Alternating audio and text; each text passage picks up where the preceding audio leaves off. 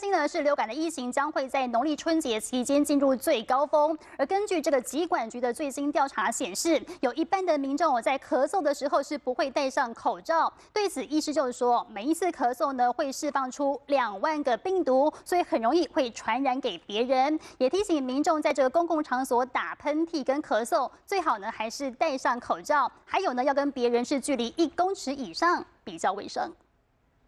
上班开会或坐公车，尤其最近流行大流感，你知道这样一咳就有2万个病毒喷出来，影响范围至少有1公尺宽，只要不注意，很可能就把病菌散播出去。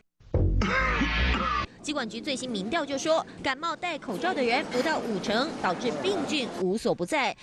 真的很恶心。留在手扶梯、电梯或任何手把上，只要下一个人碰到，很容易就感冒。触摸这个电梯的 上下扭的键，或是你开医院里面所有的诊间里面的门把，我想这2个地方，门把跟电梯里面的触控键是最有可能是会接触感染的地方。这些搞怪的病菌就是搭着人类的手跟飞沫，让更多人中标。如果要防止自己被感染，有口罩的记得戴好，没口罩停止呼吸或用衣袖把口鼻遮好也可以。还有，千万记得肥皂洗手超过20秒才能让病菌消失无踪。这些都做完成了，才不会让你在农历春节因为发烧酷酷扫，只能窝在家里睡大头觉。